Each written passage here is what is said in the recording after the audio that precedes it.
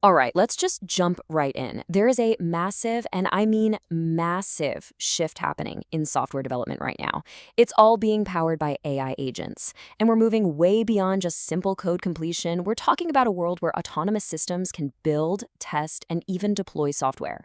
But, and this is the key, there's a huge difference between just messing around with these tools and actually engineering with them. And look, this isn't some far-off hypothetical future. This is happening today. At huge companies like Stripe, AI agents are already merging over 1,000 pull requests every single week.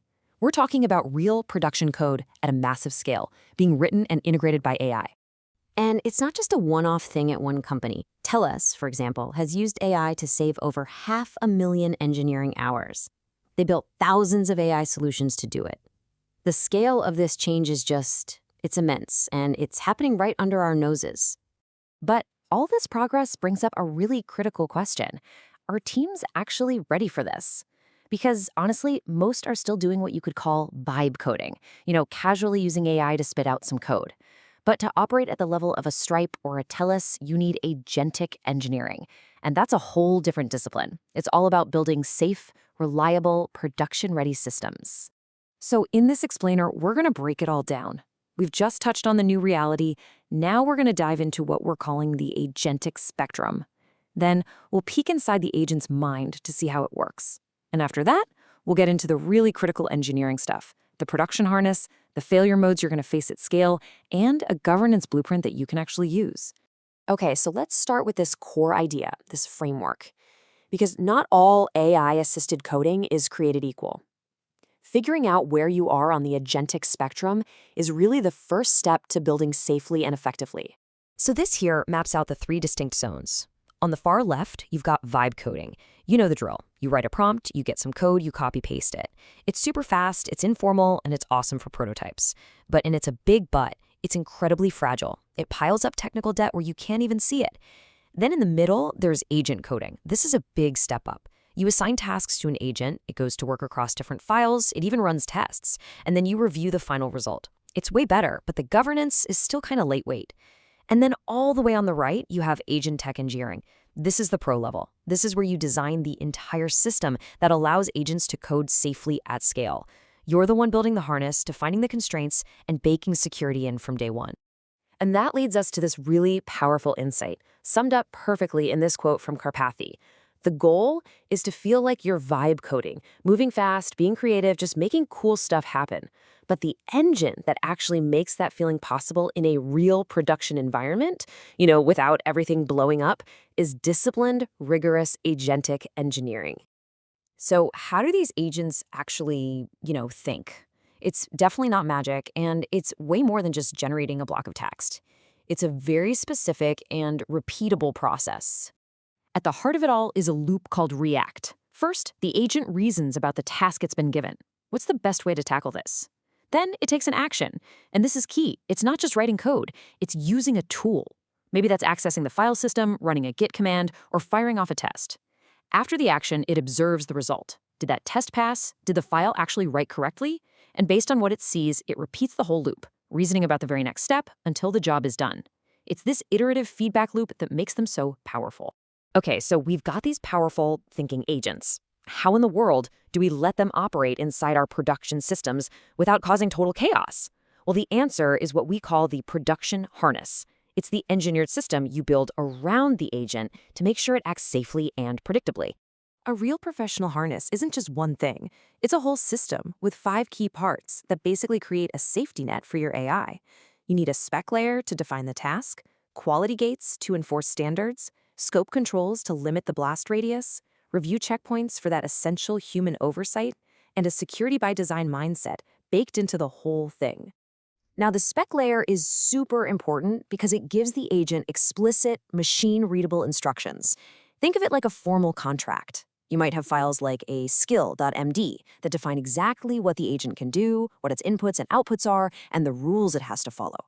This is not a vague prompt, it's a strict set of instructions. Next up, quality gates. This one is completely non-negotiable. Every single line of code that an agent generates has to pass through the same automated checks as human-written code, and probably even more rigorous ones. We're talking unit tests, security scans, dependency checks, the whole 9 yards. Nothing gets a free pass just because an AI wrote it. Scope controls are all about limiting the potential damage, the blast radius. You have to ask the hard questions. Can your agent access production databases? Can it push directly to the main branch? The answer has to be a hard no. You have to design the system to give the agent the absolute minimum set of permissions it needs to do its job, and nothing more.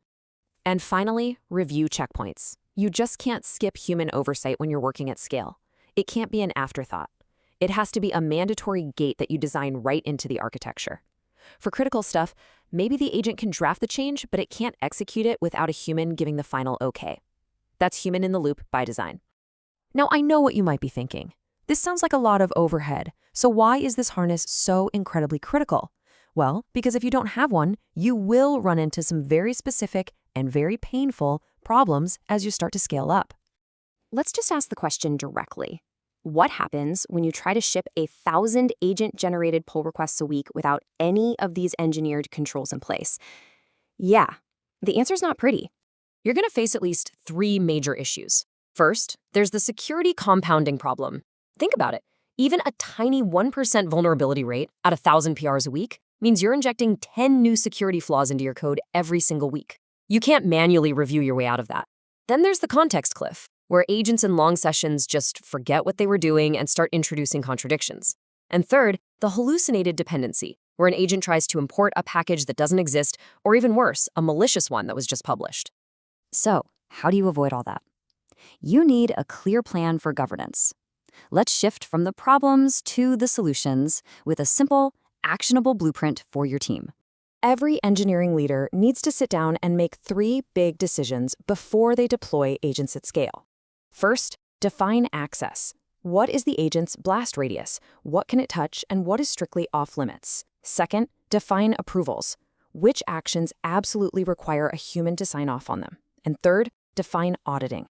How are you going to trace every single action an agent takes? And crucially, how do you roll it all back when something goes wrong?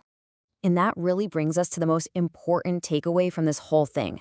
This new world doesn't make engineers obsolete. It actually elevates them. Your job isn't just to write code anymore. Your job is to be the architect, to design the intelligent systems that can write code safely, reliably, and at a scale we've never even imagined before. So to wrap it all up, anyone can slap together a prototype with vibe coding. It's fast, it's fun, it feels like the future. But shipping that prototype to production and running it responsibly, that requires the discipline of agentic engineering. The AI tools might be the same, but it's the engineering discipline you build around them that makes all the difference. And that leaves us with one final question for you and your team to think about. If you look at your practices right now, where do you honestly fall on this spectrum? Are you vibe coding? Are you practicing agentic coding? Or are you truly building with agentic engineering? The answer to that question is going to define your success in this new era of software.